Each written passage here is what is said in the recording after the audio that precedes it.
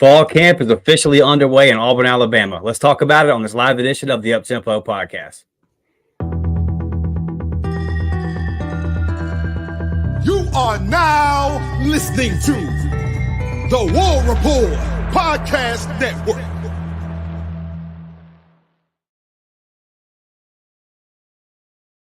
Let's go, Uptempo gang, Auburn family. I hope everybody's having a good week. Dustin Smith and Blake Lane. A little early start for you guys on this Tuesday night, but I see y'all in the comments gathering in. Welcome, everybody. Fall camp is here, Blake. Football is here. The recruiting news is coming every single day. It doesn't stop because Hugh Freeze doesn't sleep on that recruiting trail. We got a lot to talk about tonight. Before we do, Blake, how you doing this week, brother? I'm doing great, man. I'm sorry to all of our viewers. I apologize. We had to bump it up an hour early.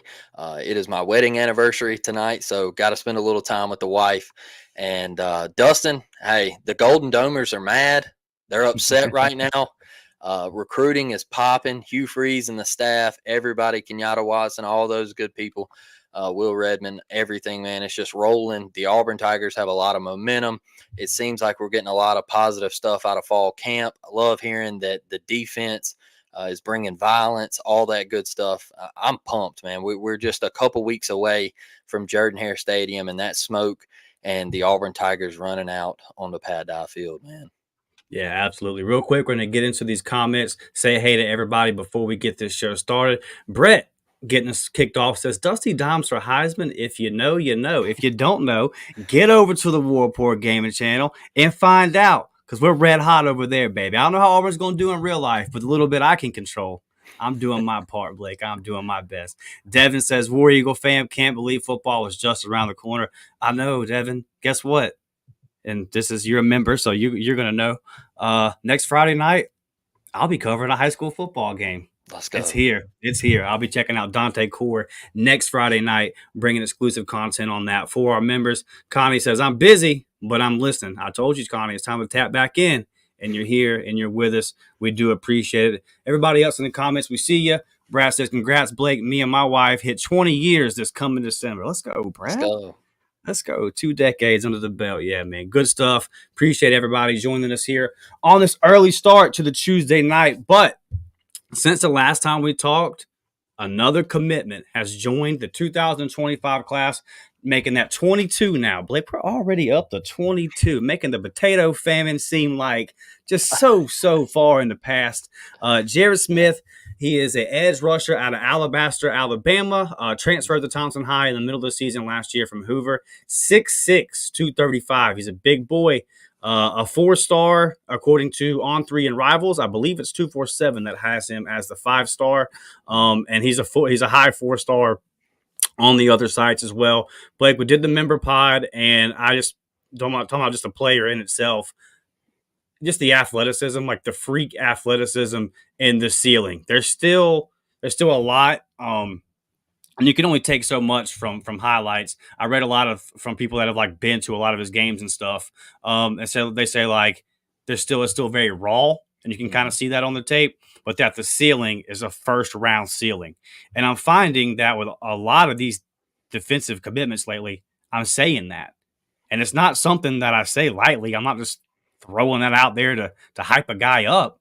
Like if he hits his ceiling, that's a guy that's going to go first round, top 50 picks for the NFL draft, because it's all there when like the size 6'6", 235, and to be that fast. There's a tape, and our members will know it because I actually stood up and almost flipped my computer over out of excitement on the pod. He plays the option, and he drops back. First off, he kind of drops back because he sees the options happening, so he doesn't over pursue. He cuts off the running back's angle, so then the quarterback cuts it back inside. Then he steps inside and blows up the quarterback. As he's tackling the quarterback, he just rips the football away and takes it to the house. And he's separating from the people chasing him as he's going at 6'6", 235. Yeah. And I probably played it back 7 or 8 times because I'm like, wait a minute. Like you just completely shut down this entire play by yourself. Mm-hmm. And then flashed incredible NFL level athleticism for a guy that's 6'6", 235. When I see that size, it kind of makes me think like there's no way he's going to get in the weight room and get to Auburn and not be a Keldrick Falk, kind of maybe more of an hand in the dirt style, because he's already a big boy and he's going to continue to grow. Kind of like Keldrick was at that size. He was an edge rusher in high school, but as he continued to grow, we kind of see him move to that more traditional defensive end style role. But just a high ceiling man, just another freak athlete. And like we've been talking about, everyone's been talking about it, Auburn continues to dominate the state of Alabama and continues building this pipeline at a powerhouse in Thompson High. That's the thing, man, is you open the floodgates at those schools, and I don't care what anybody says about a kid hasn't popped from Thompson or whatever. All right, I don't care. You got in that school, and that school wins state championship after state championship, so they got dudes, and Auburn is now getting those dudes. And when I look at this cat, it's the athleticism. It's the first step. It's the ability to come off the edge. He can stand up. He can put the hand in the ground. Like, he's nasty. He's nasty, and it's raw, like you said. It's all raw. But man, this guy's a freak. A freak. 6'6", 235. This is a specimen. Like, dude can play, man. Dude can play. And when I look at Hugh and this staff going around the state, attacking these high schools, getting into the Wiregrass area in Dothan and Enterprise, and man, you're attacking those areas where, hey, we've lost battles 45 minutes down the road. We've lost battles in the past. We had no shot to go to Thompson and win a battle in previous years. And now you got kids like Jared Smith, and you're going in and winning the Fagans and all these kids. It's a breath of fresh air for Auburn fans. And you bring up the potato famine, and what do we have starting the year under Harsin? What Final we year, have? I want to say it was four or Four? five, and I may be like that, may be off by 2 or 3. It may have only been 2 or 3 guys. I'm saying 5, and I may be giving us a couple. Yeah, so you're dominating the state. You're talking about now possibly getting a 4-star quarterback flip that's from out of state. I call him a state line guy because Yeah, he's right right there there. in Lucedale. But the recruiting is on a trend that we really haven't seen in Auburn history. It's just different right now. And the momentum, you can kind of see it carrying over into the locker room. The guys seem like, hey, there's a little pep in the step. They're excited. The guys coming in this class, they're excited. You see all the action on Twitter and Instagram. It just feels like Auburn as a whole, even at the high up, at the top, everybody's aligned, and there's one vision, and it's to get Auburn back to where we once were. You see a lot of Notre Dame fans right now, everything that's going on. Steve Wiltfong drops the bomb. You see Notre Dame fans, Auburn's a sub 500 program. That's not true. Auburn is a top 15 historical college football program. Don't let these folks lie to you. Auburn can win. Auburn can win championships. I don't want to hear it from a fan base who hasn't won a national championship since 1988 when Lou Holtz could speak clear English. I don't want to hear it. Yeah, you've made the playoffs, but you've gotten beat by 40 when you do get there. You did make the 2012 BCS national championship. You had a linebacker that got catfished, and he was a Heisman Trophy contender, and you got murked. So I don't want to, like, don't tell me that Auburn is a below sub 500 program, because that's not true. Yeah, we made a bad hire. Yeah, we let a guy stay around a little longer than he should have. But Auburn can win, and Hugh Freeze is showing you that he's going to get the talent to compete. It's Jimmy's and Joe's. We say it all the time. It's Jimmy's and Joe's, and then when you got the same talent, then it turns into X's and O's. And that's where we're at, man. Like, I'm tired of Auburn just getting dragged through the mud of, you're not this program, you're not that program. Do we have the success that the other team in the state has had? No, we haven't. I see people sharing stuff on Twitter of Alabama's had 21 first-round draft picks since 2019, and Auburn's had 20 all time. Well, hey, you were on a dynasty. All right, you've had two in your history, and you had the two greatest coaches. That's great, but Auburn can still get to the big game. We've had undefeated seasons where we couldn't claim a national championship, play for it, and stuff like that. We've had those seasons. So we can get there, and it starts with people like Jared Smith. Starts with those kind of players, man. 6'6", 235, getting pressure on the quarterback where Auburn has lacked for the past couple years. Things are different, man. They're different. I love watching his tape. I think this dude's going to be a guy. I think he's going to be a player. When he gets to Auburn, watch out, like you said, when he gets into that weight program, he starts getting the nutrition right and everything. Look, this kid, he's still got another year of high school football. So let's enjoy it. Let's keep up with him, following. And I really liked his commitment when you saw the picture of his family all in Alabama. All right. Everything was roll tide. And he's sitting there with the hat pointing to the Auburn hat. And he said, it's always been War Eagle. That was 10 years ago. And it's always been War Eagle. You love to see stuff like that. Things are changing. We're on the way back. There's a lot of positivity in the program. That's what I love to see.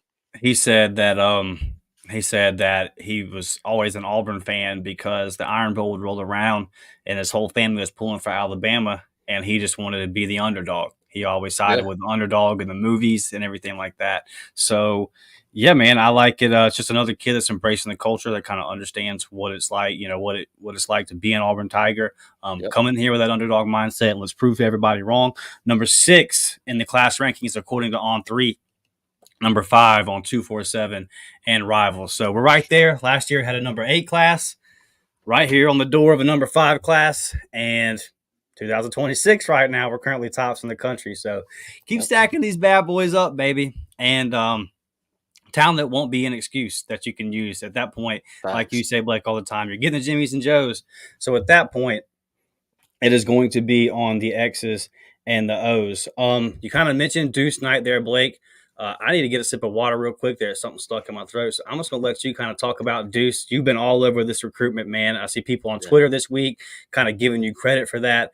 I know I saw people were sending me message board screenshots. We were kind of getting DMs about, is it specifically going to happen today?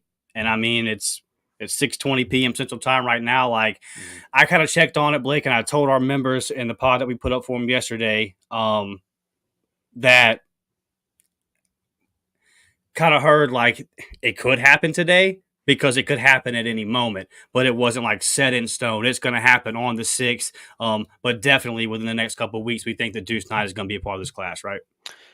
I do. And, I mentioned it a couple of episodes ago about he's from Loosedale, small town, small vibes, just a country kid. And I think that fits Auburn more than it does South Bend, Indiana. I think, him being from the state of Mississippi, and, you think about the weather playing a factor, and you don't want your family having to get on a plane and travel for the whole entire season, because we know Notre Dame plays a schedule where they're independent. So, yeah, they have to fly all over the country. They go out to USC, and then they might play Boston College or Navy, and they might play Catholics versus convicts one year, where they might go down to Miami or something and renew that rivalry or something like that. They're just all over the country.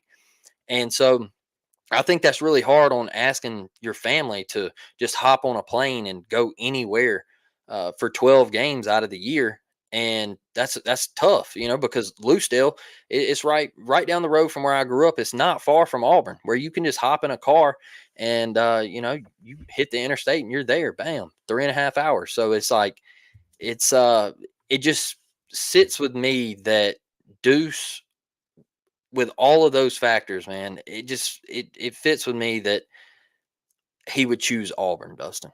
And I think Hugh Freeze wants him. I think Auburn wants him. I think this fan base wants him. And I don't think they ever stopped recruiting Duce Knight, just like I don't think they ever stopped recruiting KJ, even with all the Juju stuff. I don't think they ever let up on Duce.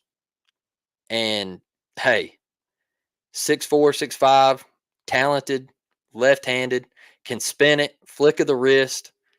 can move. I mean, can absolutely motor.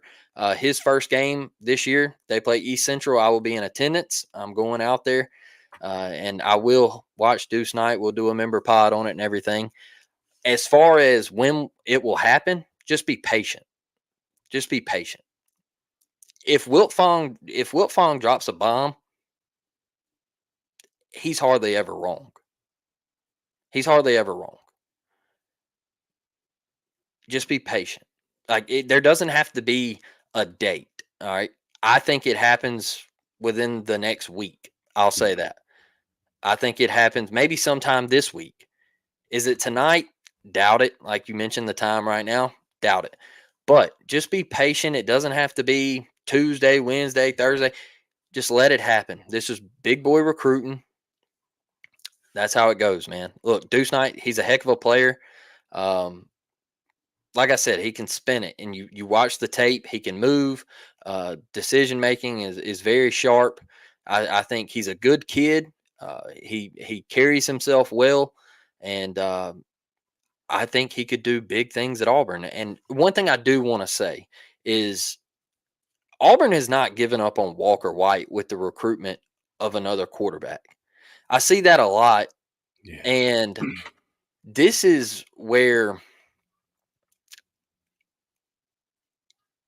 we have gotten to a place in athletics where it's just there's no competition anymore. And it's, well, if you recruit this guy, you're giving up on this guy, and there's just not going to be a competition. There's not. He's just going to be deemed as the quarterback as soon as he steps on campus. Wrong. I think Hugh Freeze is setting up where you're going to have a Walker White and a Duce Knight quarterback competition. And it might be where Walker White, he sits this year, red shirts. Next year, he might beat out Hank Brown. You're going to have a competition there. And then if he does beat him out, he plays. Duce Knight gets there. He red shirts. And then Duce will have to sit a year, and then Walker could possibly go to the league, something like that. Like there's situations where it plays out where it just doesn't have to be, oh, you gave up on Walker White. And I think you got to recruit a quarterback. And I'm not a big fan of the portal, and because going and getting a guy and you're having to pay the money and the millions of dollars, and what you might go and get a rental for a year, like the whole Cam Ward thing. I didn't like how that all come about. I wasn't a big fan of that. And so I like Duce Knight. I think it happens, Dustin. Just be patient to all Auburn fans. Let it happen. Let it play out. There's time. I think he wants to get it done in a couple weeks before his season starts. We'll have our quarterback. Then we can move to completing the class. Maybe you get a flip. Maybe a Caleb Cunningham says, hey, you know what? Auburn just signed Duce Knight. I'm not saying that'll happen. I'm just saying maybe it does. And Caleb Cunningham says, hey, I kind of like that Duce Knight kid. Maybe I need to circle back around and talk with Auburn again. Because Auburn hasn't stopped there. Even though he committed to Alabama, Auburn ain't stopped. So let's let things play out. I know the internet's fun. I know it's a blast to get on there. And I really do like the Notre Dame and Auburn back and forth right now. I think that's good.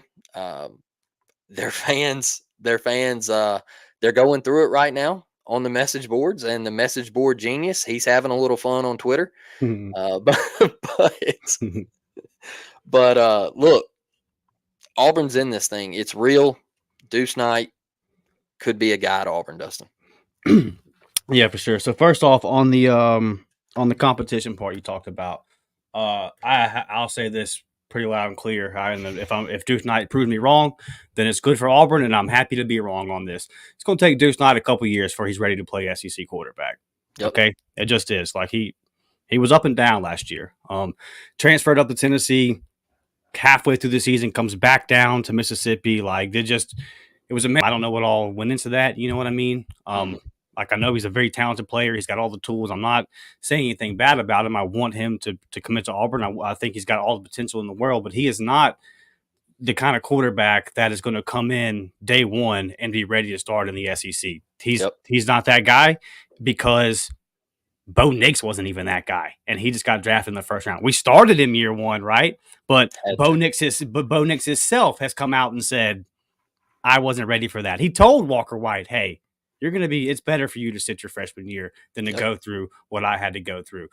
So it's just very rare that any quarterback can come in and do that. And Duce Knight is definitely a guy that still has some more development going before he's going to be ready for that. So, when people say that stuff, it's just you got to get a quarterback in every class. There's a reason why every top program does it. There's a reason why this whole kind of, as this class has gone on and this quarterback saga has gone on for Auburn in the 2025 class, Auburn still has felt around and gone, like we were going to get a quarterback.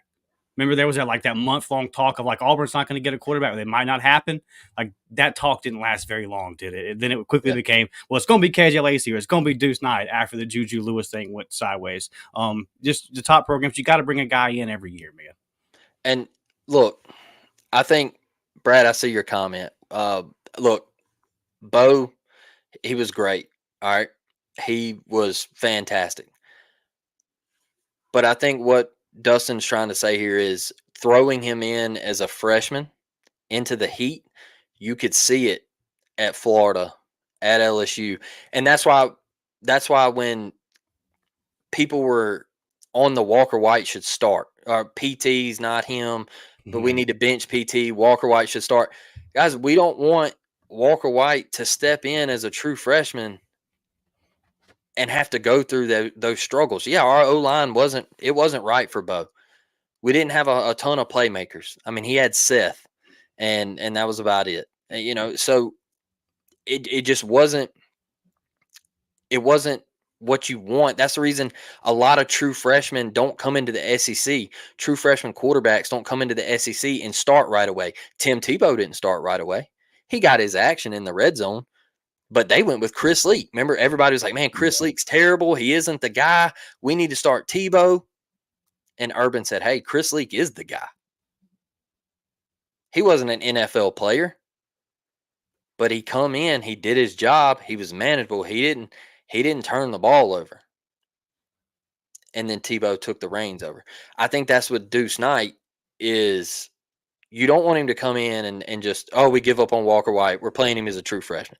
You want the kid to develop and him just get a feel. I think that's big for freshmen, man. Like Walker out there just being a sponge and soaking everything in, learning what PT does, learning what Holden does, learning what Hank does. It's big, man. You got to learn how the program and what Hugh Freeze wants to do. Starting a freshman quarterback's tough. And I think even last year at Tennessee, people were screaming for Nico. Nico. They didn't do it. They didn't do it. Hey, Josh Heupel was like, hey, I'm going to sit here and I'm going to take my losses. And then in the bowl game, Nico can play. And they took their losses. There was times where I was like, man, Tennessee, they need to pull the plug on Joe Milton. They need to put Nico in. And it just never happened because you wanted Nico to get comfortable. You wanted him to know the offense and have the cohesiveness with his receivers, his backs, his O-line. And then you let him this year, he'll take the reins over. So that's where I kind of sit like Duce is going to have to learn. Like you said, he's going to have to develop. Hugh's going to have to get in his bag with him. I think the athleticism is there. The kid is an athletic freak, but it's going to take time. Yeah, for sure. All right, before we get into these fall camp updates, we'll get a quick comments to y'all. We got a couple of announcements. Devin says, my husband and I are celebrating 10 years this month, going on a cruise to celebrate. Let's go. Devin, hope you're recovering. I hope all the kids are doing well. Praying for you and your family. Hope everything's going good over there. Congratulations on the anniversary. Yeah, Daniel, we're with you, brother. We're with you. Stay tuned. Could happen any day. Zachary says he is 10 minutes away from Enterprise, and he will be watching Eric Winters a couple times this year. Yes, sir. We'll get them clips and post them, brother, so we can see them. My dad does not like my flat bill cap. Dad, I get compliments on this hat every single episode, okay? Devin says, to be fair, it's been a lot longer than Harsin that we have recruited like this. Gus was pretty abysmal as well.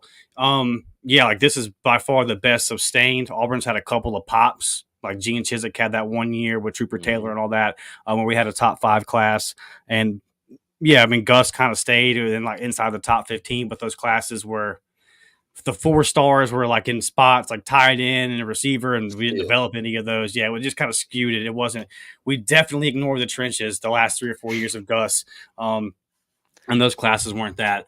So yeah, I hear you. We also have never been 60th in recruiting, other than one other head coach was running the program, and that was Brian Harsin. So he did take us to lows we have never seen before. But the good news is that's in the past, man. That's in the past. Dustin, my problem with Gus was he went after guys where we didn't have a chance. Like, Yeah, I'm being for real. Like, yeah. I loved Gus. I think he was great for Auburn. He did great things. I really, really do enjoy him. I hope he does great at UCF. But he went after guys where in the trenches where we couldn't win those battles. And then you had a couple of guys that you did get, like Cowart, and he never panned out. The development No. wasn't there. He never panned out. So it was just it was tough on old Gus, but I wish him well. Hope he does great things. And yeah, we were down in the dumps for a little bit, and now it feels good to get back up in there. And you're in the top 10. Hopefully, get top 3. I see Naeem offered. I see him in the comments over there. Hopefully, that's a big flip. You know, hey, K and Come on. Lee was a DB flip from Ohio State.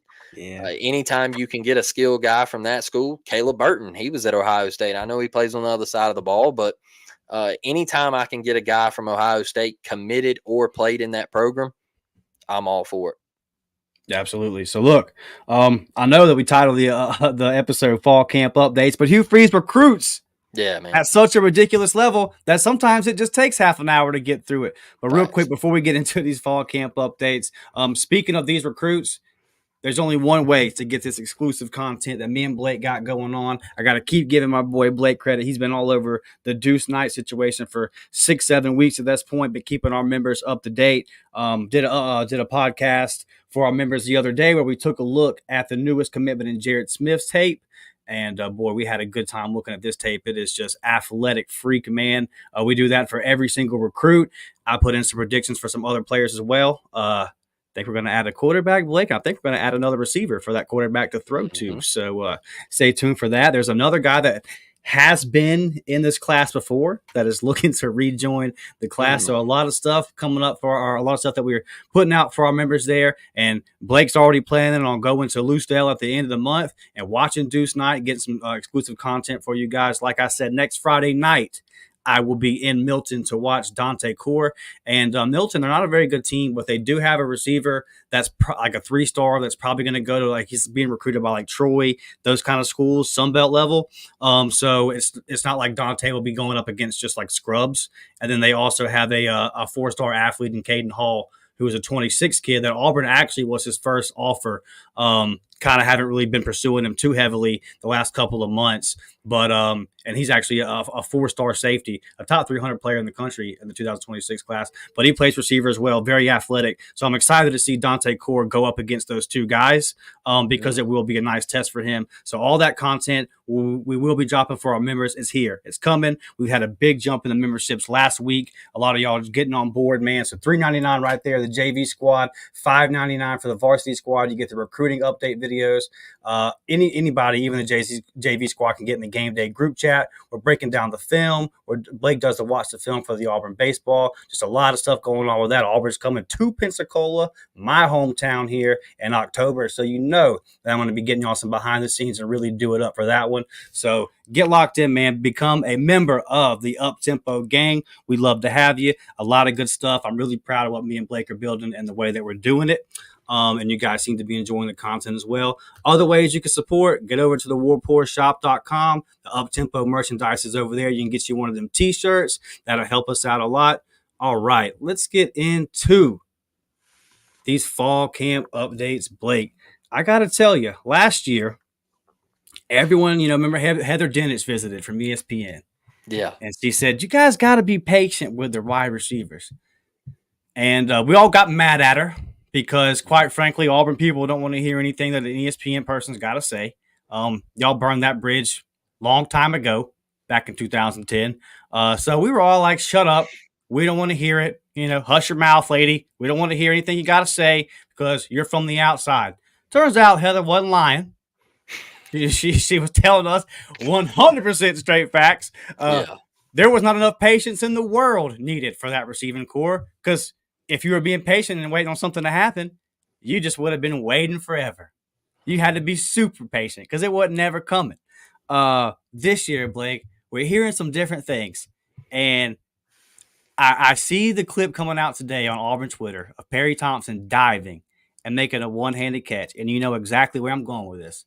I thought back to a night in Foley, Alabama, where me and you were sitting in the stands, where I saw him make that exact same catch in the corner of the end zone, and in that situation, have the body control to keep his whole body in the football inside the end zone. It was really incredible. So I'm not surprised to see him making these freak plays on campus already. You see the thumbnail of this video, Cam Coleman just doing superhuman things. This is why I said, after I watched him one game last year, I said, this is the first 6-star I've ever seen.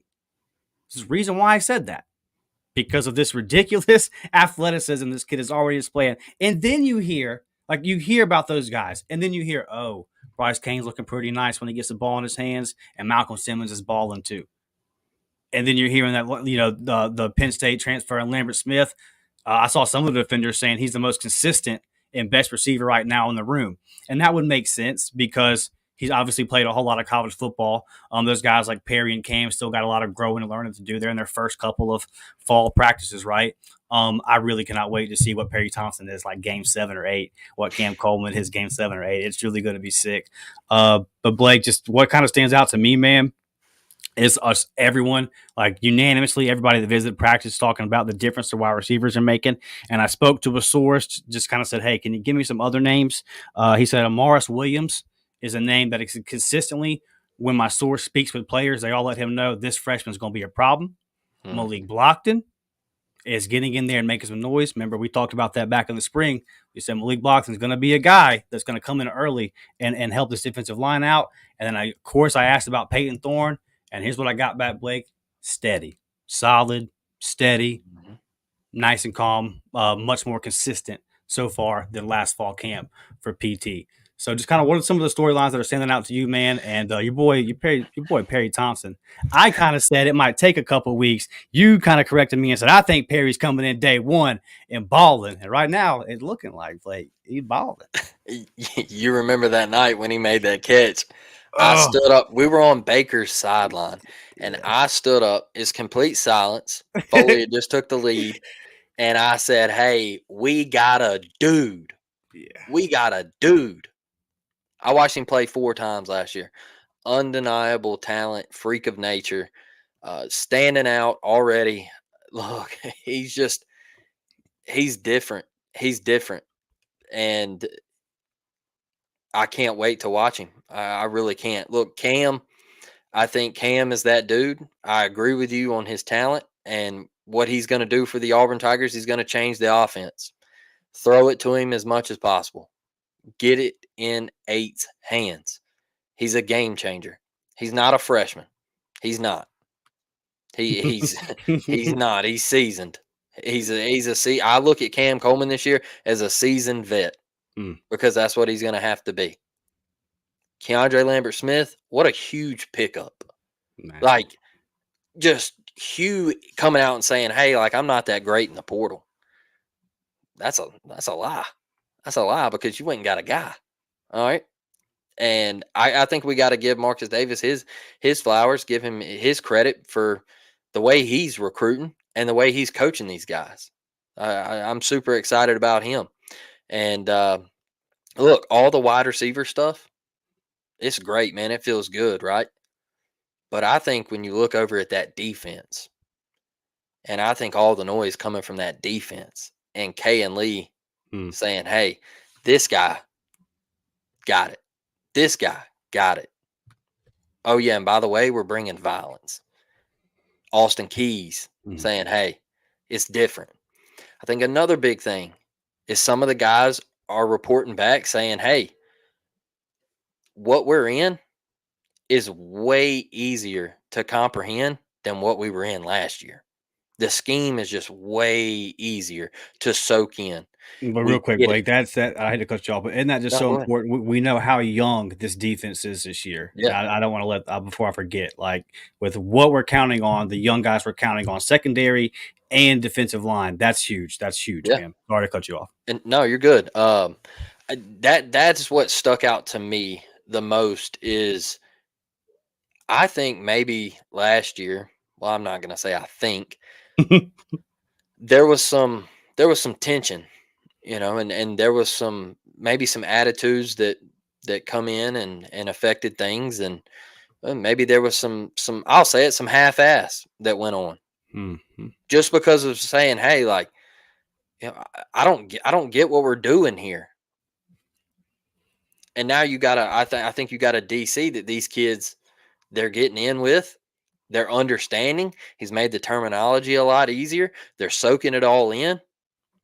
I like what I'm hearing from this defense because I've heard national media. Can't remember who the guy was. I was listening to a college football podcast. He said that he doesn't believe in Auburn's defense this year. He said that's going to be Auburn's struggle. That's why they're not going to win 8-9 games, is because of the defense. I think the defense is going to be different. I think the defense is going to stand up. D line's going to show something. You got guys like Gage Keys, Philip Bleedy, all those cats. Rakes transferred in. Those were all big additions. Jason Jones, time to step up. I think the defense is going to be different. That back end, yeah, we gotta have Antonio Kite step up. We had an injury that hurt. We had a transfer that hurt. But it sounds like guys are stepping up on that back end. It sounds like there's some young, talented guys that are making plays in fall camp. And we get a couple games, maybe. I mean, I think the Cal game's going to be a test, but you get them at home this year. You get a couple games where you can get your feet wet before you start really getting into the thick of things. I think they're going to be all right. I love what's going on at receiver. I want to hype that up as much as possible. But I think in order for Auburn to be really, really good this year and maybe go on the road and get a big time dub, I think it's going to fall on that defense. Peyton Thorne being solid, steady. I like hearing that. You don't hear turnovers and things like that, making bad Pressing. throws, pressing. You're not hearing that this year. You're not hearing forcing the ball into bad spots and things like that. It feels a lot better than it did last year. It feels maybe a step or two ahead this year. And who knows? I saw a comment saying, "Hey, don't get me hyped up for this. Don't get me hyped up for that," like we did last year. But I think your roster is better than it was last year. I think the guys that you brought in at receiver were better than the ones that you brought in last year. I think Auburn's in a better spot. I think we're going to be okay. I do. I just look. Everybody's going to hype up their own guys in fall camp, right? Everybody's going to hype them up. But this seems it seems a little different this year. That when I look at the paper and I look at the numbers of Keandre Lambert-Smith, he's a dude, man. It's not 11 touchdowns and 10 of those were inside the red zone. This is a guy that he's a chain mover. He picks up first downs on 3rd and 8. He gets to the sticks. He knows where they're at. How many times in college football do you see a guy that 3rd and 8, you see a young receiver, run his route, 3rd and 8 for 6 yards, makes the catch, contested catch, and he's 2 yards short, and it's 4th and 2. You watch Keandre Lambert-Smith at Penn State, and it's different. He's played college football. He's talented. He's a chain mover. He's sure-handed, makes contested grabs, can pop and take it the distance. That's not his game, but he can do it. He's a little elusive sometimes. I've seen him break a couple tackles, make a couple people miss. But it's just different than last year. And I just love hearing that we're bringing violence on defense. That's got me excited because when I always go back to that A-Day game and just watching DJ and the way he had his staff and the way he had his players playing in a controlled scrimmage, bro, like that really hit different to me.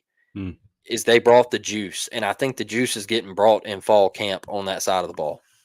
Yeah, I think so, man. I see a lot of people in the comments saying, James Barnett, what's up, James? We appreciate you always being here, supporting us, buddy. DJ says, or James says, DJ's about to turn the defense loose. And I think that the questions about this defense, Blake, and I 100% agree with you. Like, the defense is still going to have to keep this team in games, because if Peyton Thorne is solid and steady, that's still not a quarterback that's going out and winning you games. Right? Like, he's not going to do what Jaden Daniels did for LSU last year. And like, we're going to need our defense to keep us in the ball game. Hugh Freeze said it. We played the clip a couple weeks ago of Hugh Freeze saying this team's going to run the ball first. Yep. I think the question he was asked was, what's the identity of the team going to be? And he said, run the football. So as Auburn fans, we all know good defense has to go with that, right? Like, one complements the next. The defense has a ton of talent. My questions are not about the talent on the defense. My questions are about the experience. Now, I haven't really even thought about this angle of it because I've been just kind of worrying about it. But you make a good point when you talk about the early season schedule. Like, so JC Hart, you got to play, dog. You're going to have to play now. So JC Hart, first 4 games of the season, are you like, you should be able to get in the groove versus Alabama, A&M, Cal, New Mexico, and Arkansas. Mm-hmm. Like, you should be able to kind of get your feet under. I don't know if any 4 of those teams have guys that are really going to test you too much. So you do have a month there for all these young cats. So what I'm saying with DJ here is, and we've seen this, I would say that Ron Roberts on Saturday, the problem with Ron Roberts, we've said this a bunch and everyone knows at this point, was not really on Saturdays. It was Monday through Friday that was the problem with Roberts. Ron Roberts got everything he could out of the defense. I would say that he got, like, schematically, he put our defensive players in the best position outside of one play, and that play is going to live in the history of this program forever. But majority of the season, he put his guys in the right position. So again, this year with a bunch of young guys, can DJ and Charles Kelly get these guys to kind of play? I'm not going to say above potential because they all individually have potential, but can they get them to play above what this defense should be? Because on paper, let's be clear, there's questions about the defensive line depth, especially in the interior, and there's questions about depth, especially at outside corner. That's just a reality. Are the guys are they talented? Yes. Is TJ Lindsey talented? Yes. Is he ready to play defensive line in the SEC yet? We're going to find out. Is DJ Reed talented? Yes. Is he ready to play as a redshirt freshman in the SEC at D-line? He's going to have to be. Can DJ and Charles Kelly get their young guys up front and in the back to kind of play above? And if they can do that, and I think they can, because that's what, we've seen that's been the opposite of that happening on offense has been our detriment, right? We've looked at our offense the past 3 or 4 years and said, I think we're scheming our guys in worse position. I think we're putting our guys in worse position than to succeed. So, but we consistently on the defensive side have done the opposite. That's why Auburn has had good defenses up until about 2015, 2016. Auburn's played really solid defense. So that's just kind of a question for me, James, is can DJ and Charles Kelly get their young guys ready early and to this defense to kind of reach its potential? The talent's there. Talent's all there. It's just some of these guys are still really young. And we mentioned the JC Harts and all them. How quick can we get them going? But I feel good about it. Like if it was the defensive coordinators that we had in years past, I'm not going to name any names, but y'all can guess. I would not feel good about this group, right? I'd be like, oh boy, we're just too young in some spots to be successful. But I think that DJ Durkin and Charles Kelly can get the most out of the talent and maybe get it a little bit earlier than a lot of coaches can. I think these coaches can coach the talent up and get them to play above what maybe they're ready to play. And that's good to see. Now, if we can get that on the offensive side of the ball, we're going to be cooking and we can win 8 or 9 games. One thing about the offensive side of the ball that I see in the comments, everybody's PT is going to ball out. PT is going to ball out. I don't need PT to make the Jaden Daniels jump. I don't need him to make the Joe Burrow jump. I don't need him to be a Hendon Hooker. That's not what we need. We need him to get those double-digit picks down. We need 5, 6 picks. All right. I don't need 10, 11, 12 picks.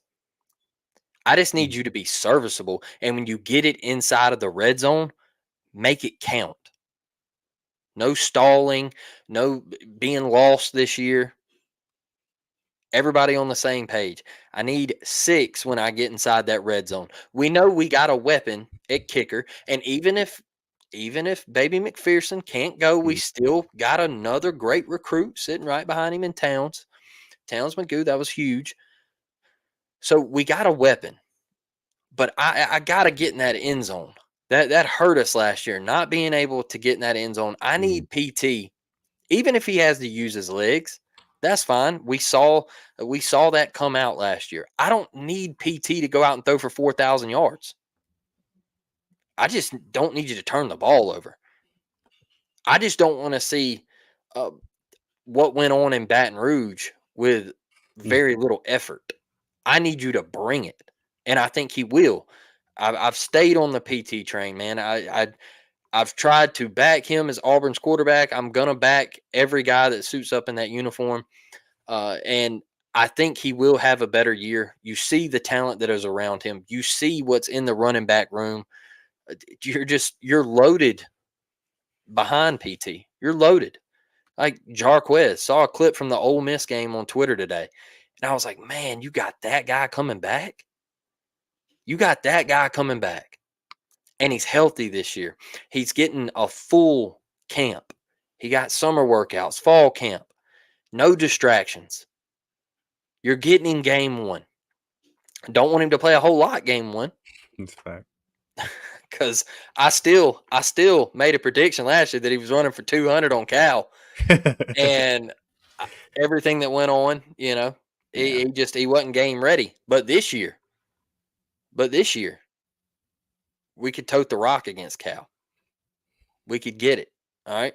They're going to get it in Jordan-Hare. We owe a little payback. Even though we won that game last year, we owe a little payback. There's a little lick I want to get back because that one don't sit well with me. So I do think PT has a better year. I don't think we need him to be some Heisman contender, superstar, breakout. Just be serviceable, man. Don't turn the ball over. Get it to your playmakers. Get it to Lambert Smith. Get it to Cam Coleman. Be that guy. Hit the check down. If Cobb's out in the flat or Damari's out in the flat or Jarquez and nothing's open downfield, hit your check down. Take what the defense gives you, and we will be okay on offense. I really believe that PT can make that step and just be a guy for us, man. You don't have to be nothing special. Yeah, agree with you 100%, man. I know you got to get out of here. The wife's waiting on that anniversary dinner. Before we do, man, y'all smash that thumbs up button. Subscribe to the channel if you haven't. A point I want to make real quick, and I'll wrap it through some of these comments that we got. When we talk about these big receivers, Blake, I'm just kind of sitting here thinking to myself, we had to ask Rivaldo Fairweather to do a lot of stuff last year. Yep. That I think we're not going to have to do this year because we can have Cam Coleman and Perry Thompson go do it. And then that leads to the next question. Well, what does that open up Rivaldo to do? So yep. I'm really excited for that, man. You're not having to make Rivaldo split out as a wide receiver this year. I think that was a lot of you're not having to ask your tight end to go catch 50-50 balls in key situations in a game, third quarter, and you're struggling to score and you just split your tight end out and you say, hey, man, go catch a 50-50 ball. That's how bad it was last year. I don't think it's going to be that bad this year. And after you do it to win the game versus Cal, every team you play sees it on film. They know what's coming when Rivaldo splits out. Let's quit working halfway through the year. All right, let's get to these comments, man, and then we're going to get out of here. Hugh says, Amaris is a violent baby monster. Yeah, he's going to be a dog, dude. He's going to be a dog. And if a couple of those freshmen, we just need a couple of them, if they can contribute up front on that defensive line this year, it will help us out big time, kind of help Isaiah Rakes and all those guys kind of bridge that gap, Bleedy and all that. Samuel, one of the newest members of the Up Tempo gang. He just joined the membership group. We appreciate you, Samuel. Appreciate you always supporting this man. Welcome to the family. Hugh again says JC Hart for kickoff. He's fast now. He's fast. But due to the lack of depth at outside corner, I doubt you will see JC Hart on kickoff. Maybe if you still had a Tyler Scott, and maybe I almost called him Travis Scott. Maybe if you had a Tyler Scott, I've done it like 10 times. And if you still had a Colton Hood, then maybe so. My guess would be like a Malcolm Simmons and all that, but we're gonna have a scrimmage. Yeah, we're gonna have a scrimmage Saturday. We're gonna get some answers on that, and as fall camp kind of continues on, we'll start hearing more and more on that. But yeah, JC, as everything we hear, and if you remember his high school tape, one of the fastest guys on the team. We're down to like 5 or 6 outside corners. I don't need one going down on a kickoff return. Brad says DJ Durkin is going to have his defense turned up. Yes, sir. Yes, sir. And then Brad says, makes a good point. Says, one thing I don't want to hear about this year is divided locker room narrative. These dudes are locked in with Thorne. Yeah, and it wasn't just the quarterback situation, Brad, last year. There was 40 fires. There was 40 fires going on all across that locker room. Facts. Just too much to put out, man. Too much going on. I'll say this, Brad, to your point. I'm going to give it a couple more weeks. You guys know that me and Blake like to get to about the end of fall camp before we give our official predictions, because injuries are going to happen and we want to kind of hear intel and all that stuff. Mm-hmm. But if I keep hearing what I'm hearing about the off the field stuff, I might bump up my prediction because I already have it in my head. I might bump it up by a game. If I keep getting back the feedback that I'm getting back, I might put another win on Auburn's schedule because it sounds a lot different than the info I was hearing last year about the off the field stuff. Yep. Listen, me and Blake, you guys remember we signed with the guy with the War Report last year, and it kind of opened us up to some new possibilities. We started building our sources out and all that, and we got a little peek behind the curtain last year, and we said, "Oh my God, oh boy, my season prediction might not go so well if all this is true." And then it all ended up being true, and we saw it kind of play out on the field. And Blake, I think you'll co-sign this as well. It sounds a lot different. We're hearing a lot of different stuff. It's to your point, Brad. These dudes are locked in, not just with Thorne, but the program. And good on Hugh, because standing at the podium last year and constantly saying, I got to recruit better talent, he wasn't lying, but it led to a locker room of guys that definitely weren't bought into him. Yep. Because he wasn't bought into them. It just didn't come off well. Well, he was telling the truth, but it didn't come off well to the 85 guys in the room. You notice he's talking different this year, and I think that's strategic. I think he got back from his leadership council coach some of the stuff he was saying last year on game week. Game week, saying stuff like, I don't know, they're way more talent. Like, it doesn't sell, man. It's not going to work that week. The boys want to hear that you believe in them, even if, you really have doubts. He just looked defeated last year. Like, he knew we were going to lose. He knew things weren't right. And it's basically kind of like any coach trying to rebuild a program. Any coach going into that situation, all right? Like, it's just there's a lot of stuff, man. You're coming into guys who aren't your players. You're bringing in a new system. You're trying to get these guys who aren't sure about you. You're trying to get them on the boat. You're bringing kids in from the portal. There's just a lot of stuff that goes on, and there's some disagreements. And then you have a couple of things on the coaching staff go sideways, and that doesn't help. And so it was a big mess last year, and it seems like everybody's on board. There's a couple of glue guys on staff, and the glue is sticking, brother, and it feels good. It feels good to hear positivity with Auburn football because we want to get back to those days where we're competitive. We want a bad year to be 9-3. We want to compete in big time games, man. We want to be in that college football playoff discussion. I want to see Auburn's name on a college football playoff graphic, y'all. I want to go back to the year 2014 and see that when the first college football playoff rankings come out, Auburn is in them. I want to go back to those times.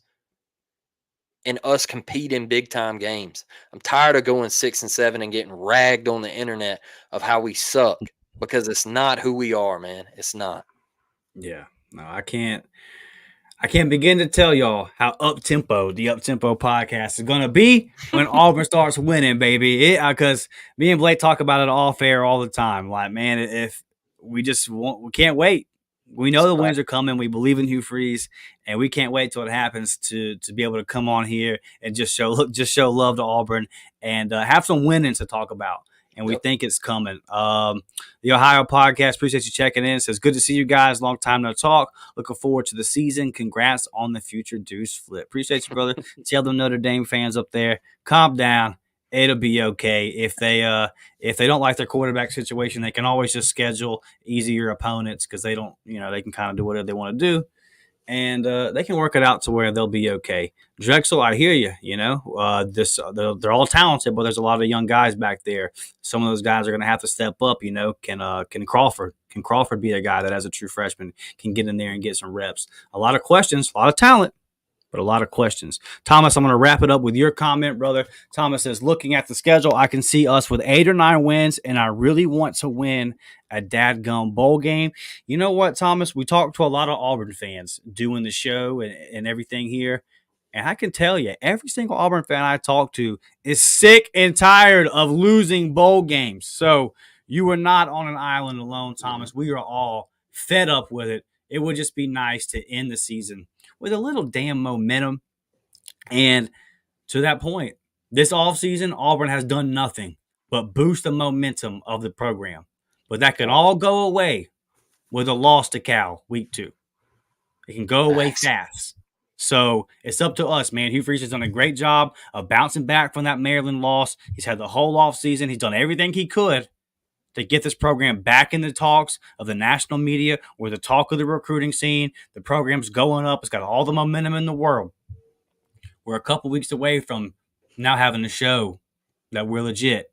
And we can't go 6-7 again. And we can't come out there and keep getting blown out in the last game of the season, and that being the last thing that people see for us, the last thing that recruits see from us is us getting beat in a bowl game. I hear you 100%, Thomas. Let's win the bowl game and then go into an offseason, because I think by now we all know Hugh Freeze is going to crush the offseason. So if we win a bowl game and then just kind of keep that momentum really going into the recruiting and all that, it would be great. And we're all just tired of losing them. Look, guys, smash that thumbs up button. Go over to the warreportshop.com. Get you a T-shirt. Me and Blake will be at these games Friday nights, these high school games. We'd love to see you in an up-tempo T-shirt, man. Go support us out. Join up with the memberships. This recruiting content is coming at you guys. I mean, Blake, what have we done in the past week? Like past 8 or 9 days? We've at least pumped out 5-6 member pods. We're working, man. We're putting in work. So love you guys, man. Appreciate y'all for joining the show tonight. We'll be back later in the week with some more fall camp updates. Got a scrimmage coming up on Saturday. There'll be a lot coming out from that. So love you guys. If you're listening on audio, leave a 5-star review. Subscribe to us over there. We'll catch y'all later in the week, man. It's War Damn Eagle, and we're out of here. War damn, baby.